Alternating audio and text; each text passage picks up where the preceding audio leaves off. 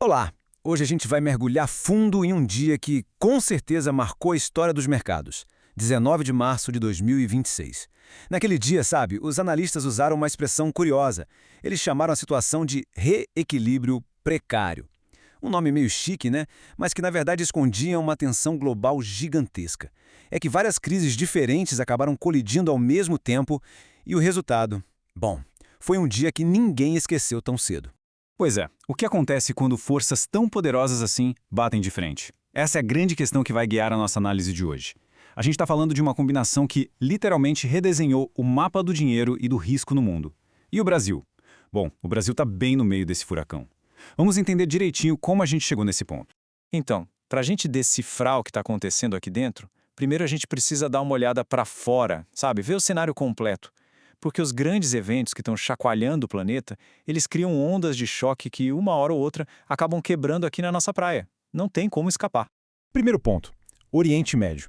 A coisa esquentou por lá com a tal da Operação Fúria Épica dos Estados Unidos contra o Irã. E a resposta iraniana? Eles criaram uma política que estão chamando de acesso VIP no Estreito de Hormuz. Na prática, eles passaram a controlar o fluxo de 20% de todo o petróleo do mundo. Ou seja, o petróleo virou uma arma, e o impacto disso é global. E o resultado direto está aí estampado nesse número, 111 dólares e 68 centavos. Esse é o preço de um barril de petróleo Brent. Basicamente, esse é o preço do caos, um baita choque de energia para o mundo inteiro, que joga a inflação lá para cima e deixa os bancos centrais numa sinuca de bico. Ao mesmo tempo, do outro lado do mundo, a guerra econômica entre Estados Unidos e China continua pegando fogo. De um lado, os americanos restringindo a venda de chips de inteligência artificial. Do outro, a China dificultando o acesso a materiais super importantes, tipo o ítrio. É uma espécie de guerra fria da tecnologia, que deixa tudo muito, mas muito instável. E para completar esse quebra-cabeça vem o Japão e anuncia uma virada histórica. O Banco do Japão começou a sinalizar o fim daquela política de décadas de juros quase zerados. E uma decisão como essa, nossa, tem implicações gigantescas para onde o dinheiro vai no mundo, o que nos leva direitinho para o nosso próximo ponto. Ok, com esse cenário global na mesa, vamos agora para o epicentro da confusão econômica. Porque, nesse exato momento, os dois bancos centrais que mais importam para o Brasil estão tomando decisões completamente opostas. E as consequências disso são enormes. A diferença aqui é gritante. Imagina só dois carros numa estrada. Um está pisando fundo no freio e o outro no acelerador. O Fed, o Banco Central americano, o tal Time Hawk, está segurando juros lá em cima para tentar domar a inflação. Enquanto isso, aqui no Brasil, o Copom, o Time Dove, está fazendo o contrário, cortando a Selic para ver se a economia reage. Essa divergência é o motor por trás de muitos dos movimentos que a gente está vendo. E essa briga de políticas afeta diretamente uma operação famosa no mercado, o carry trade. Por anos, era um negócio da China. Investidores pegavam dinheiro emprestado a juros baixíssimos do Japão e investiam aqui no Brasil para ganhar com os nossos juros altos. Só que agora, o jogo virou. Japão subindo os juros, Brasil cortando, a conta já não fecha também e o dinheiro começa a ir embora. E é exatamente aqui que a história se volta para o Brasil, porque todas essas pressões que vêm de fora, elas acabam sendo amplificadas por desafios que são só nossos, sabe? E aí, a gente tem uma tempestade perfeita se formando bem no nosso quintal. Dá uma olhada nesse número, é impressionante. Mais de 90% do orçamento do governo já está carimbado com despesas obrigatórias. Para a gente ter uma ideia, é como se no orçamento de casa, de cada R$ 10 que entram, mais de 9 já tivesse um destino certo. Sobra muito pouco, quase nada de espaço para manobrar, para reagir a uma crise, para investir. Essa rigidez toda, quando a gente soma com a incerteza de um ano de eleição, cria o que o mercado adora chamar de risco Brasil.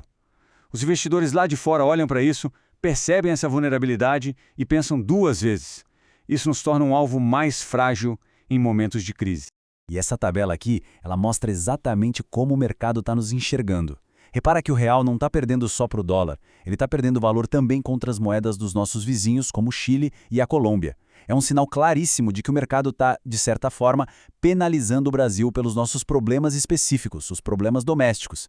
Ok, mas diante de um cenário tão complexo, como é que os investidores agem? O que eles fazem? Vamos agora tentar decodificar como os operadores do mercado estão lendo tudo isso e, bom, onde eles estão apostando as fichas deles. Para nossa bolsa de valores, o clima é de pressão. Os juros altos lá nos Estados Unidos funcionam como um ímã, puxando o dinheiro para lá.